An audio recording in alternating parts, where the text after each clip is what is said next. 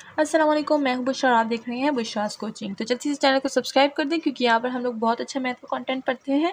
आज मैं शुरू में ही बता रही हूँ सबको कि सब्सक्राइब कर लें क्योंकि वीडियोस पे इतने ज़्यादा व्यूज़ होते हैं बट जो सब्सक्राइब होता है वो उतने ही रहते हैं। मैं चेक करती हूँ तो व्यूज़ बहुत ज़्यादा होते हैं बट जो सब्सक्रिप्शन होती है वो उतनी ही रहती है।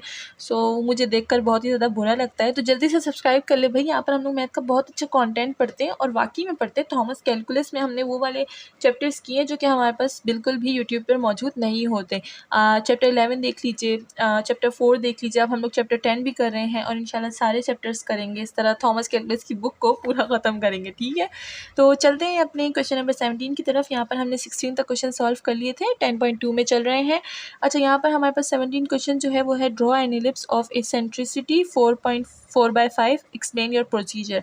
तो ये जो एक्सप्लेन योर प्रोसीजर है, यहाँ पर हमें फ़लसफ़े बिल्कुल नहीं सुनाने। हम लोग मैथ वाले हैं, हम लोग ना फ़लसफ़े नहीं सुनाते, हम लोग डायरेक्ट सॉल्यूशन बताते हैं कि ये है और ये है और हमारे पास ये आ गया। तो चलिए स्टार्ट करते हैं। एलिप्स की एसेंट्रिसिटी हमें गिवन है, एक्सप्लेन करते हैं अपना प्रोसीजर। तो एसेंट्रिसिटी हमें 4/5 की बने और हमें एलिप्स का एक फॉर्म बनाना है जो स्टैंडर्ड फॉर्म होता है। And as we know that जो एसेंट्रिसिटी होती है वो हमारे पास c/a के इक्वल होती है, ठीक है ना। अब हमें ये वाली जो चीज़ है याद होनी चाहिए, ठीक है, ताकि क्योंकि ये वाली जो चीज़ है काफ़ी पुरानी भी हो गई है इस चैप्टर में। तो चलिए आगे बढ़ते हैं। सबसे पहले हम लोग सोल्यूशन स्टार्ट करते हैं। ई हमारे पास क्या है, c/a। और यहाँ पर अगर आप इसको कंपेयर करें तो यहाँ पर मैं लिखती हूँ कंपेयर विद इक्वेशन 1। इसको आप सबसे पहले सोल्यूशन में इक्वेशन 1 बना लें एंड फिर लिख दें एज वी नो दैट, ठीक है। एज वी नो दैट कि ई हमारे पास c/a के इक्वल होता है। तो इन दोनों को कंपेयर करें तो c/a इज़ इक्वल टू 4/5। तो हमारे पास क्या होता है, c की जो वैल्यू है वो 4 है एंड a की वैल्यू क्या है, 5 है। अब हमें चाहिए होता है a स्क्वेयर, तो a स्क्वेयर भी ले लेते हैं। a स्क्वेयर हमारे पास क्या होता है, 25 हो जाएगा। c स्क्वेयर नहीं चाहिए होता तो हम लोग उसको बस रहने देते हैं। तो ये a स्क्वेयर की वैल्यू हो गई, ये a की वैल्यू हो गई, ये c की वैल्यू हो गई। हमारे पास 3 वैल्यूज़ आ गई। तो चलिए इसको पुट करते हैं। हमारे पास जो फॉर्म है वो हमारे पास क्या है, C square and A square हमारे पास है माइनस बी स्क्वेयर, ठीक है। तो हमें चाहिए बी क्योंकि ए और सी तो हमें पहले से पता है, तो हम क्या करेंगे, बी स्क्वेयर कर देंगे और ए स्क्वेयर माइनस सी स्क्वेयर, ठीक है। अब अगर यहाँ पर देखें तो हम लोग सबसे पहले क्या पुट करेंगे, ए स्क्वेयर की वैल्यू, ए स्क्वेयर क्या है हमारे पास 25 है एंड बी तो हमें पता नहीं है। सी हमारे पास क्या है, सी हमारे पास है 4 है। तो जब 4 का हम लोग स्क्वायर ले लेंगे तो हमारे पास क्या हो जाएगा, तो सी का स्क्वायर भी चाहिए, मैं भूल गई थी, ठीक है ना। तो 16 हो जाएगा। तो यहाँ पर हम लोग 16 लिख देंगे एंड बी हमारे पास स्क्वायर में आ जाएगा। तो बी स्क्वायर की वैल्यू हमारे पास यहाँ पर क्या हो जाएगी, यहाँ पर रह जाएगी हमारे पास बी स्क्वायर की वैल्यू 9। एंड हमें बी की वैल्यू भी चाहिए होती है, अगर नहीं भी चाहिए तो आप निकाल के दे देते ज़रा इनको। तो यहाँ पर क्या हो जाएगा, हमारे पास आ जाएगा 9 का स्क्वायर रूट होता है 3। तो यहाँ पर हमारे पास वैल्यू निकल आई बी स्क्वायर की, बी की, ए स्क्वायर की, सी स्क्वायर की। तो काफ़ी सारी वैल्यूज़ निकल आई हैं। हम बहुत इंटेलिजेंट है, बहुत सारे वैल्यूज़ जल्दी जल्दी निकाल लेते हैं। अब इसको हम लोग पुट करते हैं देयरफॉर हमारे पास जो स्टैंडर्ड फॉर्म है उसमें पुट करते हैं एक्स डिवाइड होता है हमारे पास ए स्क्वायर पे। ए स्क्वायर की वैल्यू क्या है 25 प्लस हमारे पास जो है वाई स्क्वायर है बी स्क्वायर के इक्वल, बी स्क्वायर की वैल्यू है 9 इज इक्वल टू 1 और ये हमारे पास इसका स्टैंडर्ड फॉर्म है।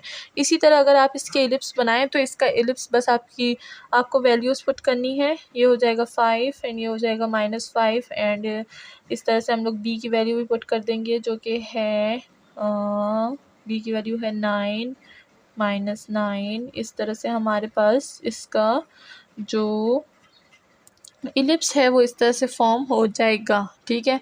एंड इसी तरह जो हमारे पास फोकल है वो भी हमारे पास आ जाएगा 16। तो बस इसको आप इस तरह से फॉर्म कर दे, ठीक है। ये हमारे पास इलिप्स हो गया, आपने सही इसकी ड्राइंग बनानी है। अब हम लोग चलते हैं क्वेश्चन नंबर 18 की तरफ। तो क्वेश्चन नंबर 18 में हमें बताया है कि draw the orbit of Pluto. Eccentricity हमें दी गई है 0.25 और to scale explain your procedure. तो इसको भी हम लोग इसी तरह से सॉल्व करेंगे। चलिए स्टार्ट करते हैं अपनी सोल्यूशन। तो ई हमें इधर गिवन है 0.25। तो इसको अगर हम लोग लिखें तो इसको हम लोग 1/4 लिख सकते हैं। कैलकुलेटर में चेक कर ले, 1/4 0.25 के इक्वल होता है। एंड वही प्रोसीजर हमारे पास होता है as we know that as we know that कि हमारे पास जो ई होता है वो सी बाई ए के इक्वल होता है। तो कंपेयर करेंगे इक्वेशन 1 एंड इक्वेशन 2 को, तो हमारे पास 1/4 एंड सी बाई ए आएगा। तो हमारे पास जो सी की वैल्यू है वो क्या है एंड ए की वैल्यू क्या है, तो यहाँ पर लिख देंगे कि सी की वैल्यू हमारे पास 1 है एंड ए की वैल्यू हमारे पास 4 है।